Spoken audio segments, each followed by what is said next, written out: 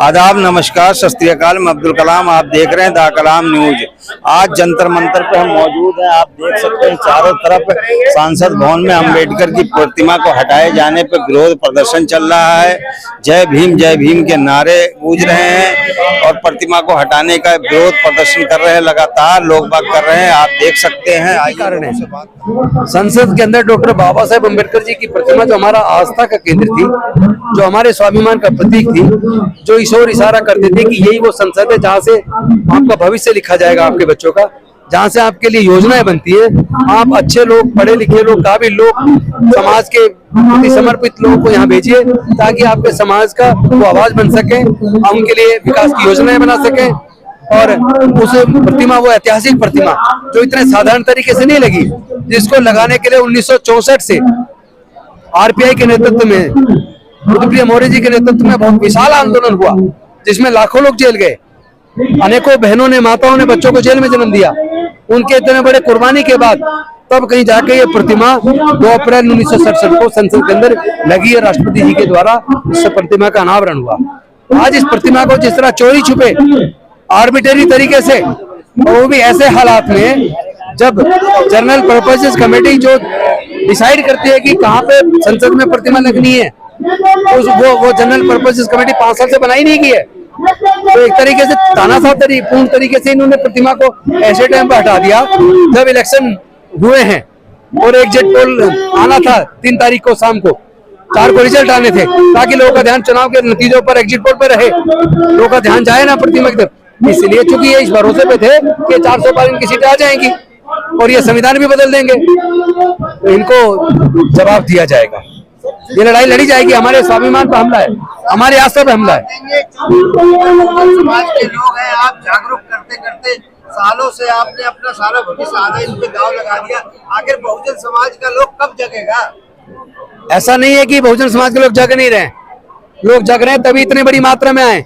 हमने घर घर जाके नहीं बुलाया, हमने सोशल मीडिया पे सबको आह्वान किया कि आप आइए, और ये सोशल मीडिया के आह्वान से है।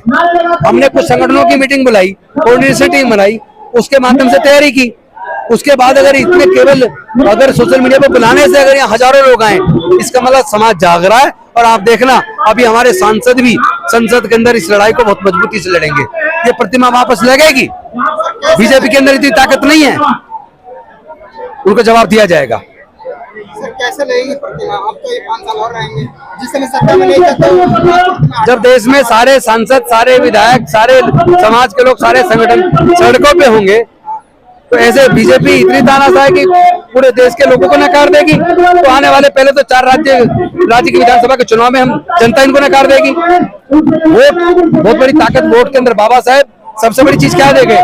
1 man 1 vote 1 vote 1 value. Vote से सरकार बनती है ना, तो पहले तो आने वाले 4 राज्यों के चुनाव में हराएंगे, उसके बाद ये हाथ जोड़ के आएंगे, कहेंगे जी मूर्ति लगा रहे हैं।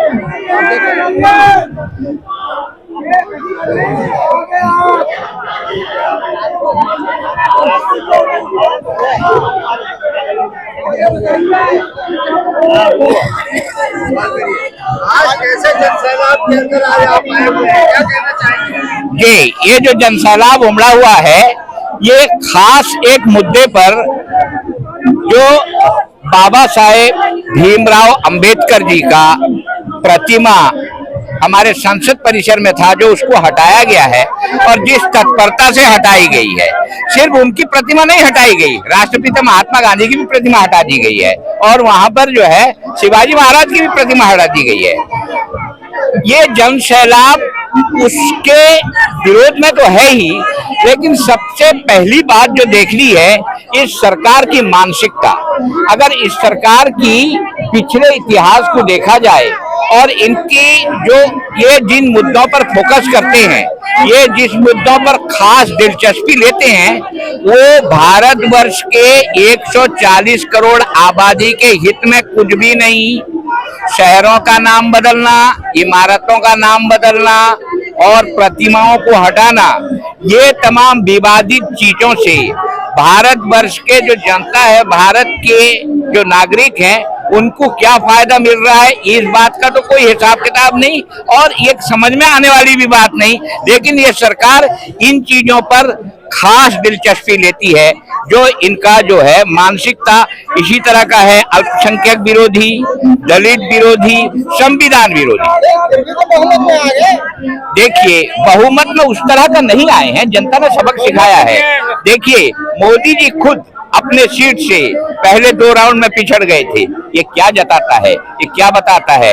इनका नारा तो 400 पार था और इनके जो लोग हैं वो कह रहे थे कि 400 हमें दो, हम संविधान को बदलेंगे। कई लोगों ने लेख भी लिखा और कई इनके नेताओं ने ये बात कही भी है, कई बात कही है कि हमको अगर बहुमत 400 मिल जाती है तो हम इस संविधान को बदलने में कामयाब हो जाएंगे।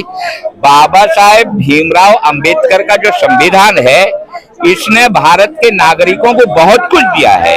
हम भी नागरिक होने के नाते उस संविधान से बहुत कुछ हासिल किए हैं और ऐसे जातीय प्रतीक, ऐसे महापुरुष के प्रतिमा को इस तरह तत्परता से हटाना, ये जो है इनके नियत पर सीधा सवाल उठाता है, सीधा सवाल उठाता है इनके नियत पर।